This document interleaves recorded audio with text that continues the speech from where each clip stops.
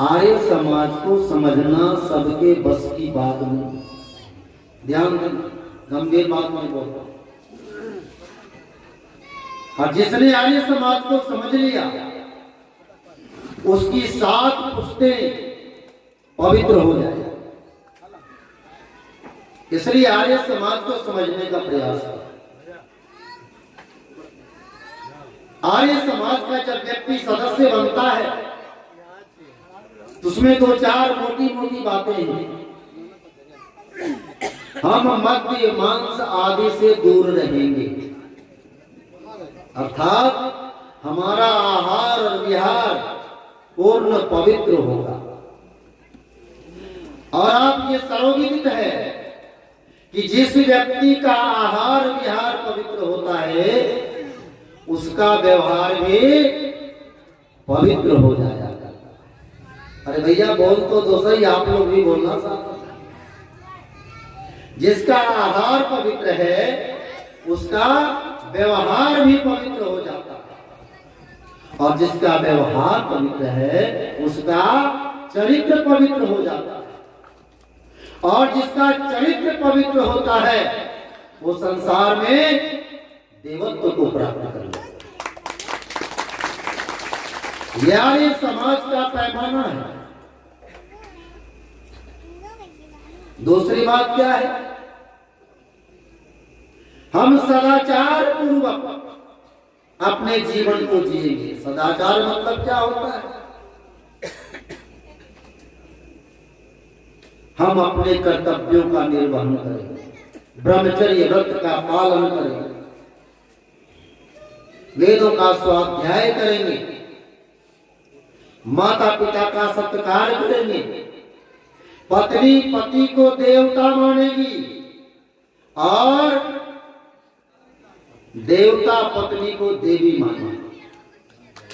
जिस घर में ये भावना पैदा हो जाए, बताओ धरती पे स्वर्ग है कि नहीं?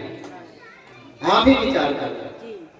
महर्षि दयानंद की कितनी बड़ी कृपा हुई आपके ऊपर। ऋषि ना आते टंकारे में हम गूंगे रह जाते, ज्ञान वेद का ना पाते पाखंड में गोता था। जिस महिलाओं के संदर्भ में क्या से क्या भावना प्रकट किया गया, इतिहास गवाह दे रहा है। ध्यान से सुनिए। आज जो आप इतनी संख्या में बैठे हैं, आपको मैंने कहा महामृत्युंजय मंत्र का पाठ करो। संसार में कोई भी ऐसी संस्था नहीं है जो आपको कह दे कि आप वेद मंत्र का पाठ करो। केवल आर्य समाज। ऋषि ध्यान के जमाने को छोड़ दीजिए, वर्तमान समय में भी 6 महीना पहले की बात है, जो हिंदू धर्म के बड़े बड़े ठेकेदार हैं, उन्होंने खुले मंच से कहा कि माताओं गायत्री मंत्र का पाठ नहीं करना। कहा कि नहीं? पूरा व्हाट्सएप पे आया था, फेसबुक पे आया था। आज भी देख लो, खोल करके मिल जाएगा अनिरुद्धाचार्य का। मैं खुल के कहता हूं,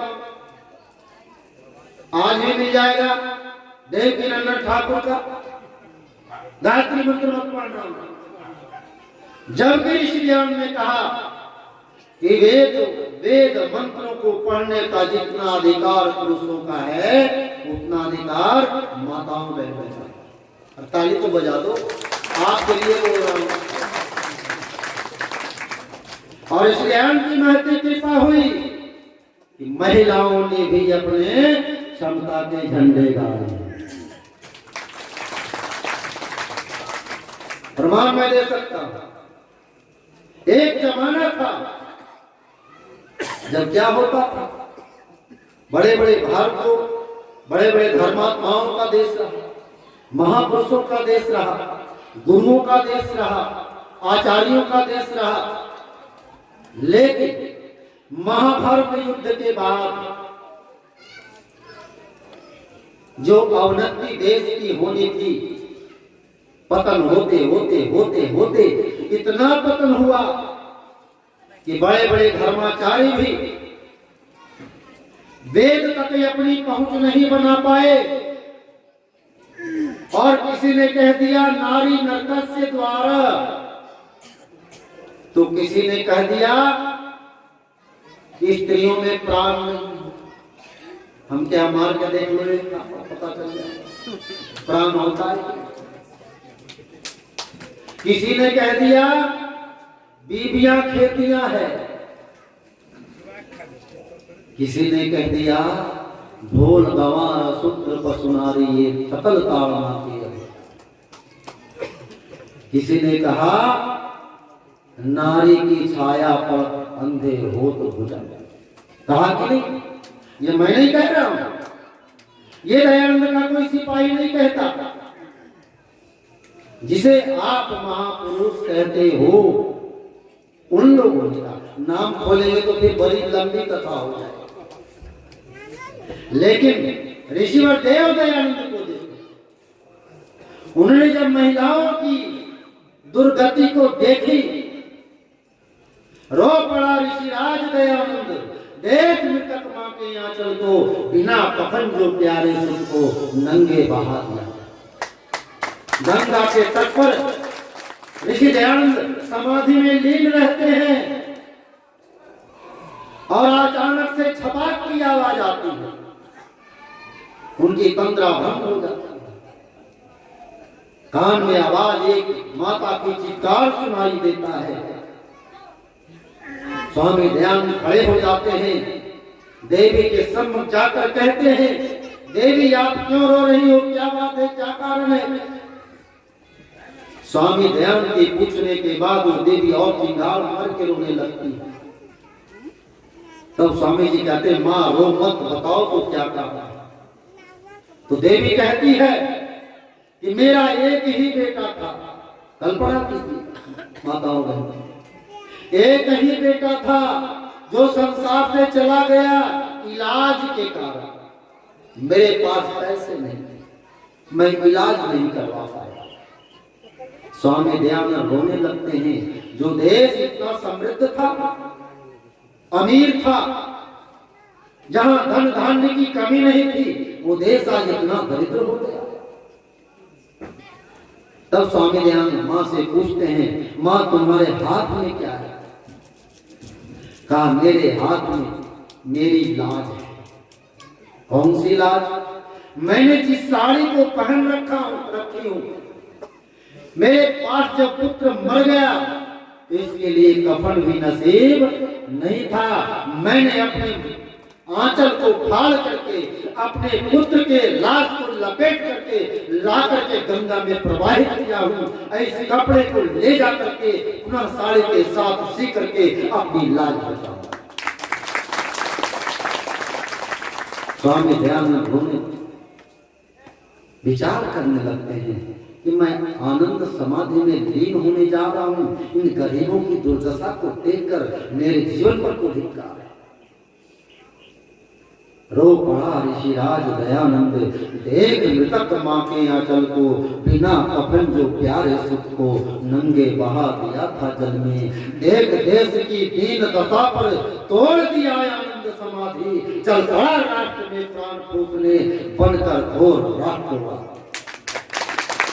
अपना राजा हो स्वदेश का, इसी व्रत को मन में ठाना। अरे पिता तुल्य पाले परदेसी, फिर भी इसको भला न माना। पिता तुल्य पाले परदेसी, काहे को भला माने? हमारे घर का मालिक कोई दूसरा रहेगा क्या?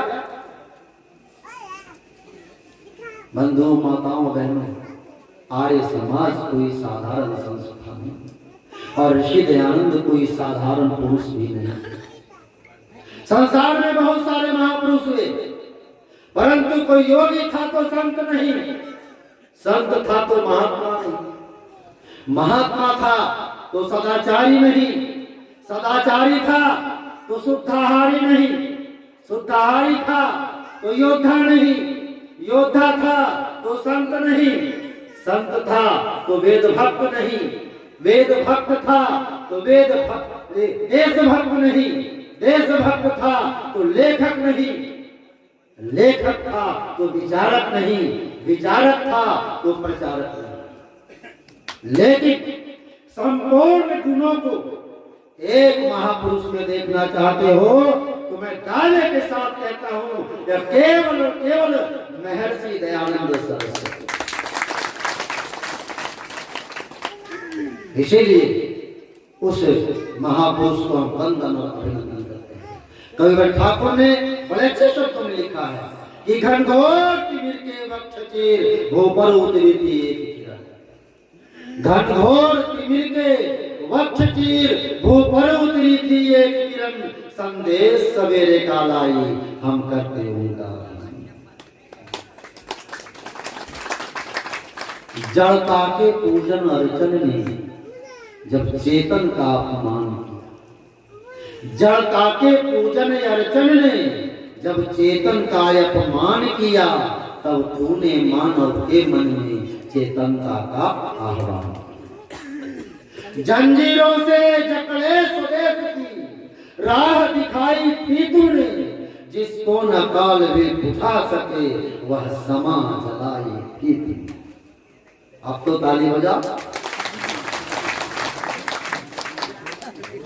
तू पराधीनता पास तोड़कर मुक्ति दिलाने आया था, वेदों की धरती सोई थी तू उसे जगाने आया।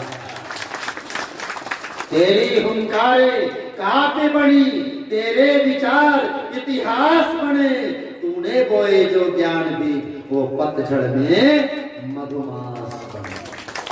मिथ्या विश्वासों को तूने गति का वरदान नहीं माना, तूने पत्थर के टुकड़ों को पल भर भगवान नहीं माना।